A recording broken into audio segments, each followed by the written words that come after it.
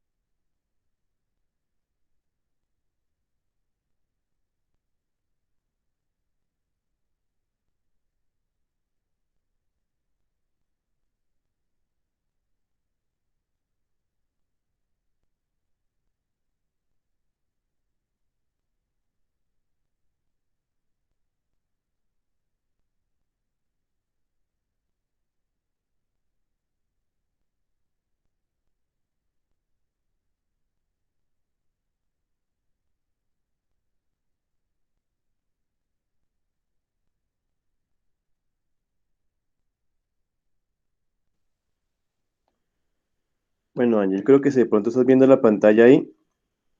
Ay, Dios mío.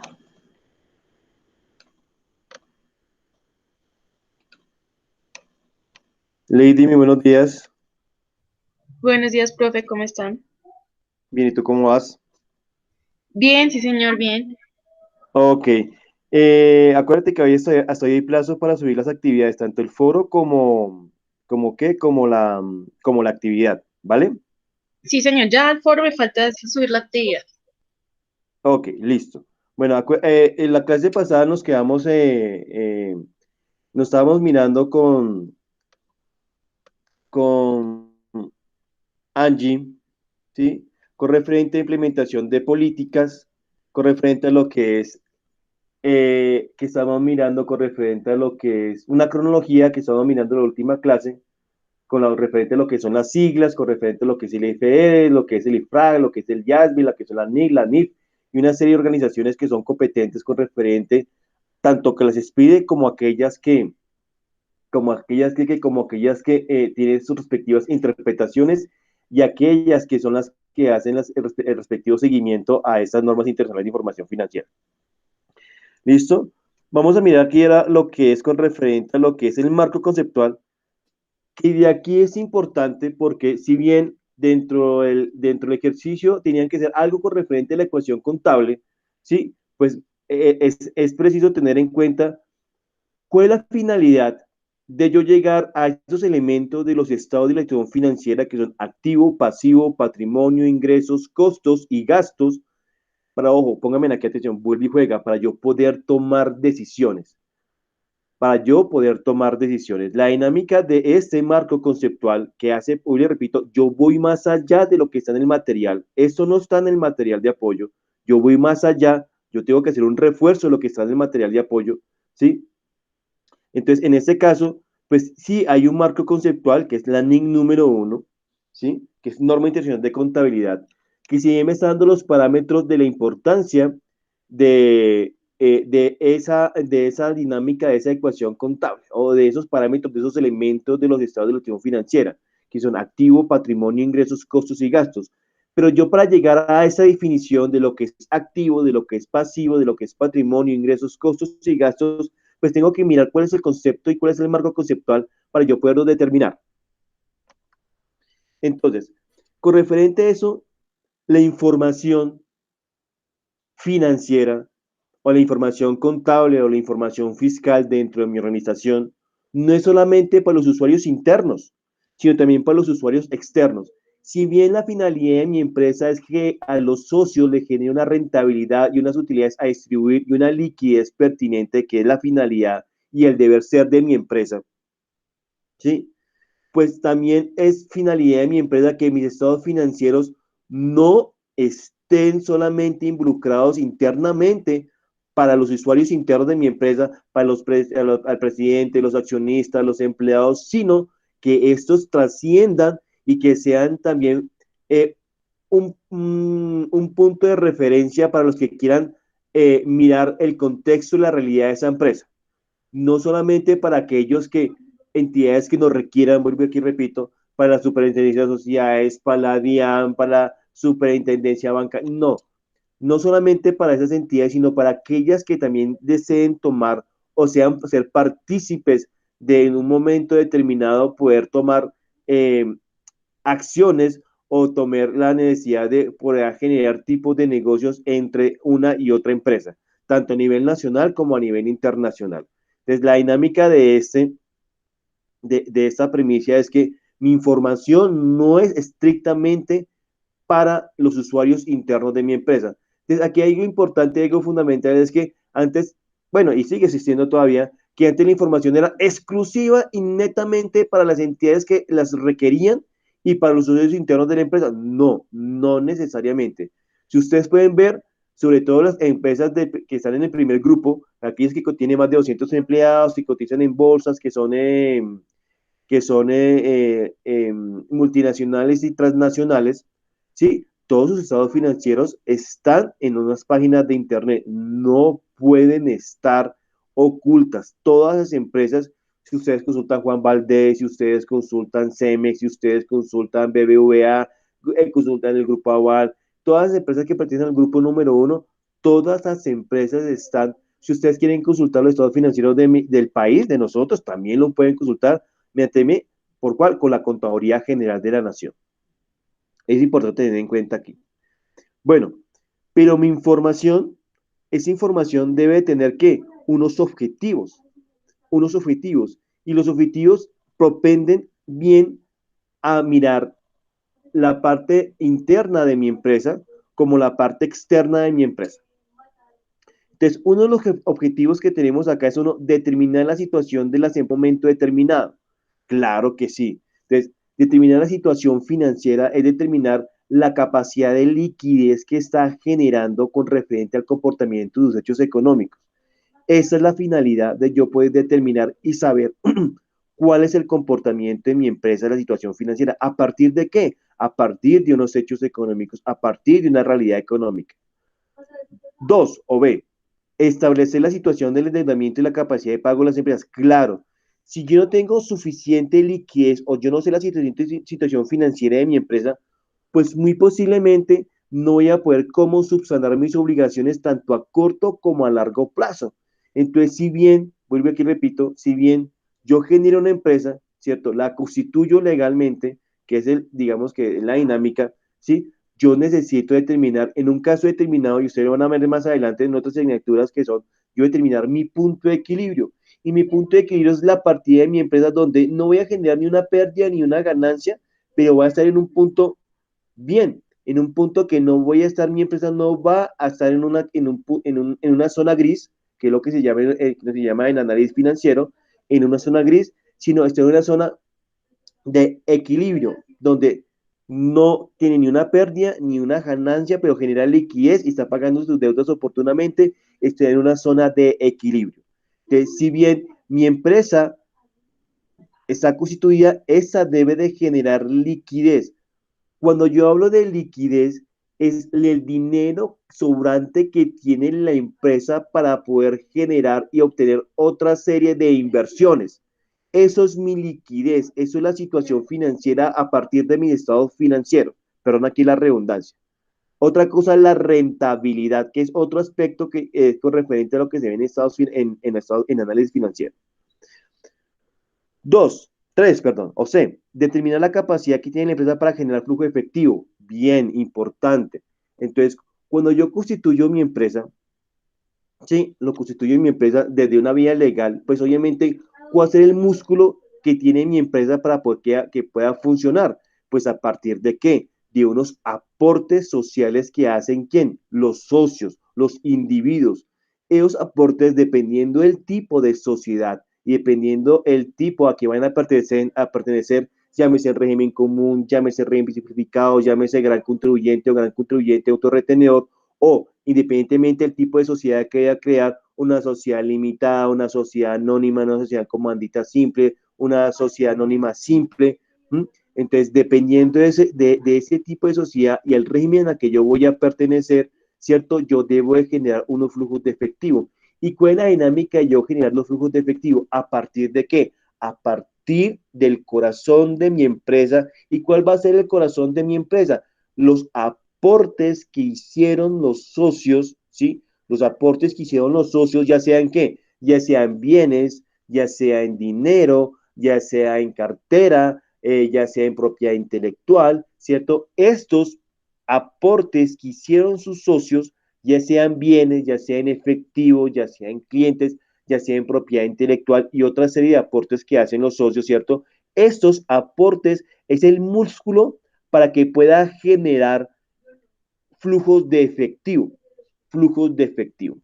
Hasta aquí, muchachas y señoritas, ¿me están entendiendo? ¿Tienen dudas, preguntas, inquietudes? No, profe, por el momento no. ¿No? No, señor, todo Ok. muy bien.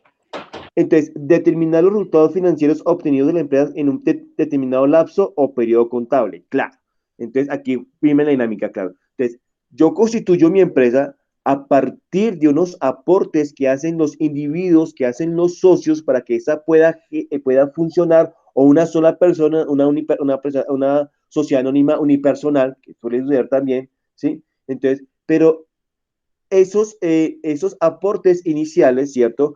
Van a dar la directriz para que mi empresa pueda funcionar. ¿Y cómo así que pueda funcionar? ¿Sí? A partir de unas operaciones y hechos económicos. Por eso es que aquí me dice que determinar los resultados financieros, sí, pero los resultados financieros, ¿de dónde salen?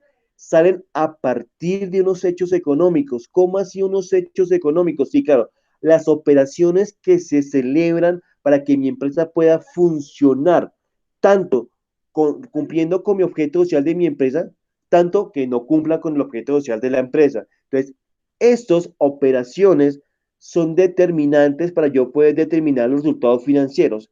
Y los resultados financieros, ¿dónde se van a dónde se van a ver plasmados? Pues vuelve y juega acá en mis estados financieros, los cuales yo debo presentar al final de cada mes y al final de mi cierre fiscal, que en este caso es para el 31 de diciembre del 2021, para este caso. ¿Listo? 2. Determinar si el costo de los servicios prestados durante el periodo contable y los montos y las fuentes de recuperación de los mismos son apropiados. Claro, importante aquí este aspecto. Porque determinar los costos, claro. ¿Cuáles son los costos que yo voy a asumir dentro de mi empresa? Pues los costos que yo voy a asumir, en este caso, si son apropiados o no son apropiados, son los que yo debo determinar en el momento en que yo comienzo a determinar mi objeto social de mi empresa. ¿Cómo así? Ejemplo, si yo tengo un bien, si yo tengo un bien, eh, ejemplo, mi empresa está dedicada a la compra y venta de equipos de cómputo, un ejemplo, o a la compra y venta de zapatos, o a la fabricación de zapatos y venta de sus zapatos. Entonces, esos costos que yo voy a asumir, esos costos que yo voy a asumir, serán que serán que son los adecuados y pertinentes para mi empresa. Entonces, aquí vuelve y juega. Si bien yo estoy generando un hecho económico, yo debo de ser responsable si estos son determinantes o no determinantes para mi empresa. Más adelante vamos a mirar estos conceptos para ser más claros con referente a esa información, porque si bien yo genero un hecho económico, esos hechos económicos serán determinantes para que me genere una liquidez o para que me genere flujo de efectivo. Muy posiblemente sí, o muy posiblemente no. Entonces, con referente a eso, hay que tener mucho cuidado con referente a estas partidas de acá. Otro importante, establecer los cambios que enfrenta el patrimonio de las empresas de un periodo a otro. Entonces, aquí me centro aquí, me voy a un archivito de Excel.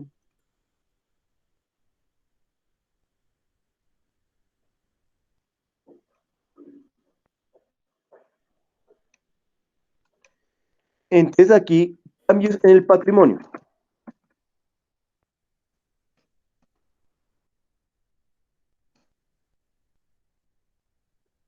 Cambios en el patrimonio.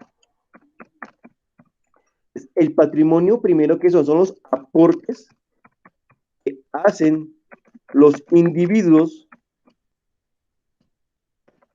o socios para que mi empresa, pueda ¿qué? Funcionar. Que pueda funcionar. Que son los aportes que hacen los individuos o socios para que mi empresa pueda funcionar. Esos aportes pueden ser ¿qué? En bienes, en inventario,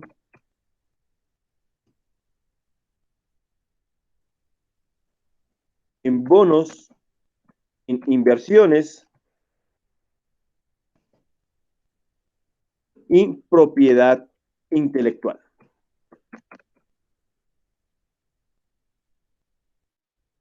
Entonces vamos a hacer un ejemplo aquí muy sencillito. Entonces vamos a decir, se constituye una empresa y se hicieron los siguientes aportes. Entonces ahí vamos a colocar cuatro socios, el socio A, el socio B, el socio C y el socio D. Entonces, el socio A hizo un aporte en efectivo por valor de 20 millones de pesos. Esto es en efectivo.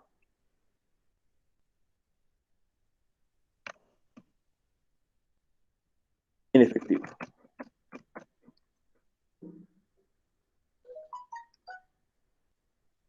El socio B aportó una maquinaria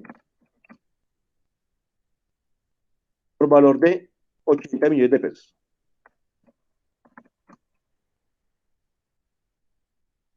El socio C hizo un aporte en inventario o en mercancía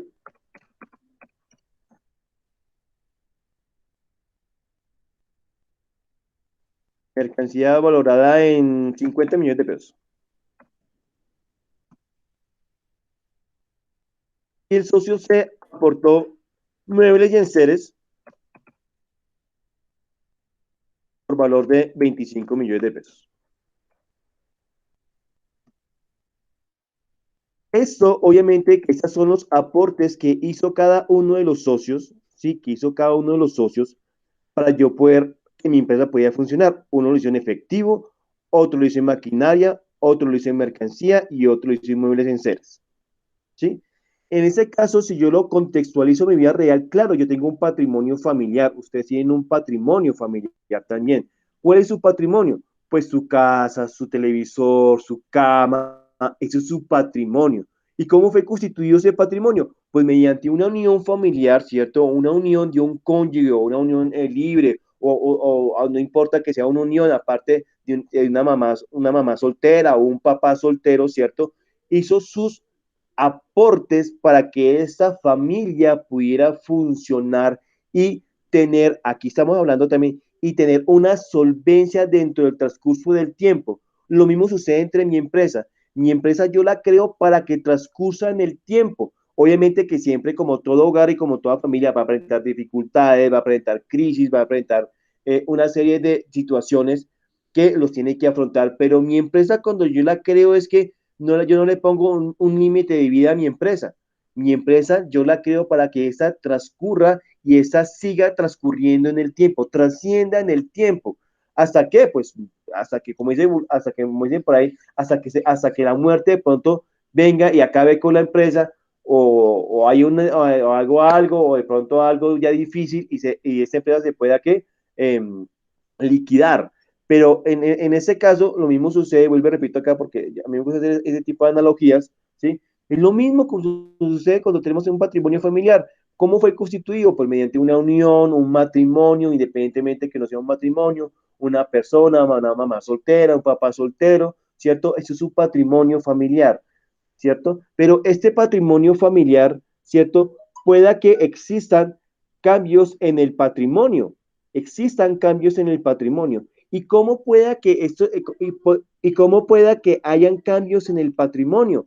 ¿Cómo pueda que estos puedan existir cambios en el patrimonio durante un lapso o un periodo determinado? Claro. Si lo vimos desde un punto de vista, de un contexto familiar, ¿cuándo puede existir cambios en el patrimonio? Pues por ejemplo, después de existir cambios en el patrimonio, en el centro del contexto familiar, bueno, se compró un mejor carro, compraron una casa, compraron un televisor, compraron un mueble y enser. Eso hace que esos aportes iniciales mejoren las condiciones de mi empresa o también las pueda desmejorar. Por ejemplo, hablamos de una desilusión, hablamos de que una empresa se quiera ir o una persona de pronto falleció. Entonces, eso hace que haya cambios en el patrimonio. Cuando yo lo veo desde el contexto de la realidad, ¿sí? De mi empresa, ¿cuándo puede existir cambios en el patrimonio? Por ejemplo, el socio B salió. Eso es un cambio en el patrimonio. Cuando las utilidades a distribuir, dicen los accionistas, las utilidades a distribuir, yo las quiero que esas sean dentro de mi organización y dentro de los aportes que hace cada uno de los socios. Eso es otro aporte, eso es otro cambio en el patrimonio. Ingresó un nuevo socio y hizo un aporte de 100 millones de pesos. Esos otros cambios en el patrimonio. Otros los cambios que puede existir en el patrimonio es cuando parte de mis acciones cotizan en la bolsa de valores. Claro, esos también son partes y cambios cambios en el patrimonio. Cambios en el patrimonio. Niñas, no se tengan algún tipo de duda, pregunta o inquietud. No, señor. ¿Ninguna? ¿Claro? ¿Claro, claro? Eh, Perdona aquí, niña, regálame aquí un minuto, por favor. Regálame aquí un minuto, por favor.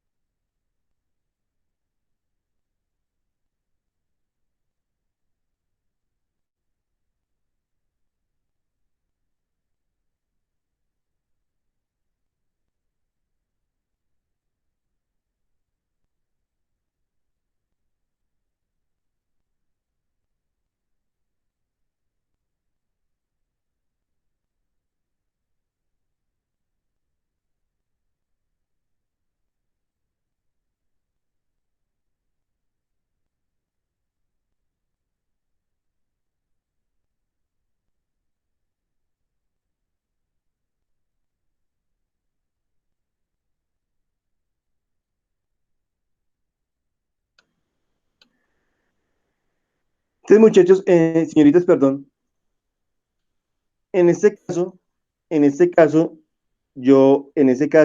dependiendo de los aportes que yo haga, dependiendo de los aportes y los cambios que hagan dentro de un lapso, pues estos van a existir, van a haber diferencias de entre cambios en el patrimonio, ¿sí? Cambios en el patrimonio.